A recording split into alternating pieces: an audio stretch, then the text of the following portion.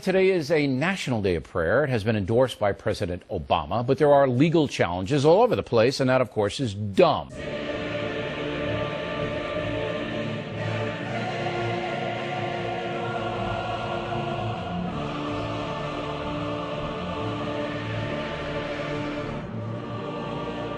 The thing I like about Fox News is that when it comes to matters of constitutional law, we can always count on Fox News to bring in only the most qualified experts in the field to comment on issues such as this. All right, the governor joins us now. I have said all along that America is based on Judeo-Christian beliefs, and nobody has to believe me, though. You can just go to our founding fathers' early documents and see how they crafted a Declaration of Independence and a Constitution that allows that Judeo-Christian belief to be the foundation of our laws. Show me one spot in the Constitution or any founding document of this country that says the words Judeo-Christian. If it was so fucking important to them, they would have included it somewhere in any of the founding documents of this country. Somewhere. But it wasn't. As a matter of fact, it was much more important to them that the government does not endorse any one religion. It's ironic that here on the National Day of Prayer, there's so much controversy about whether or not we're a nation that's built on Judeo-Christian beliefs. Actually, no, there's not a controversy. There's a controversy in your own mind, but there's no controversy. We are not a nation that was built on Judeo-Christian beliefs. We are a nation that was built on a belief of separation of church and state. We know that you're absolutely correct. The founding fathers did base not only the Declaration of Independence, but the constitutional protections on what they thought was right and wrong. And what they thought was right and wrong came from the Ten Commandments, which is Judeo-Christian philosophy. That is beyond a reasonable doubt. Reasonable doubt? What the fuck do Christians know about reasonable doubt? Oh my god. Mr. O'Reilly, you should really try to develop some reasonable doubt.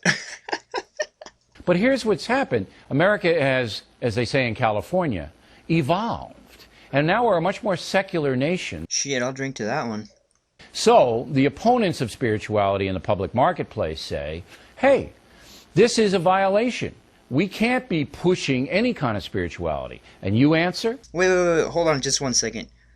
Who the fuck is an opponent of spirituality in the public marketplace? Where are these people? The public fucking marketplace is an open marketplace.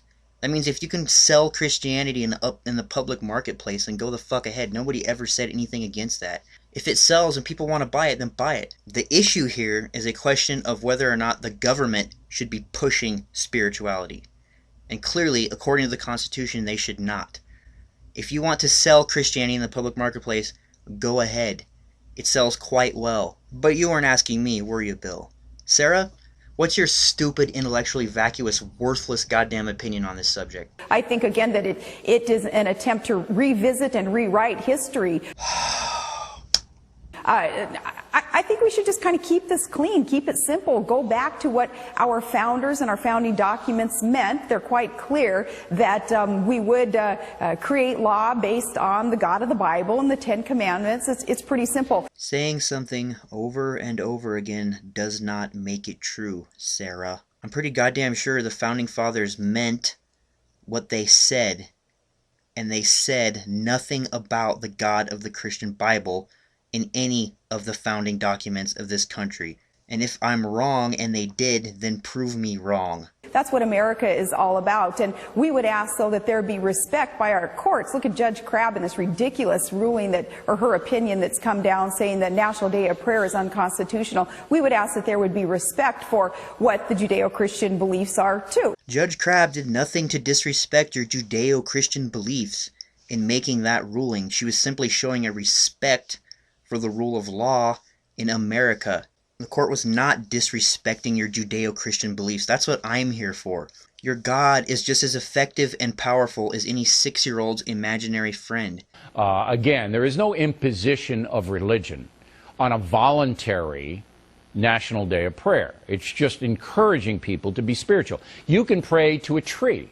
Yeah, and if you're going to pray, you might as well pray to a fucking tree. Actually, that's a wonderful example, Bill. How about this? You plant a tree, I'll plant a tree. I'll give my tree water, sunshine, good soil, minerals, and nutrients to grow, and you just pray for your tree. Then get back with me in like 6 months or so, and we'll find out whose tree is doing better. You can be a deist.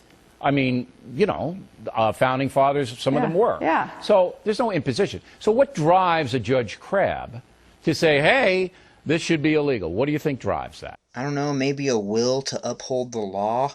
But look at our national motto, "In God We Trust." How inconsistent then to be told that we on a National Day of Prayer, which as you point out isn't any kind of mandate or any kind of force for anybody to believe any certain thing, but how inconsistent to say that though in the public square we cannot talk about or talk to that God that is in our national motto. In God We Trust did not become the official motto of the United States until an act passed by Congress in 1956. This is obviously a Cold War era relic and has nothing to do with the foundation of our country. We do base our laws, our values on the God of the Bible, the Old and the New Testament. We base our laws on the Old Testament.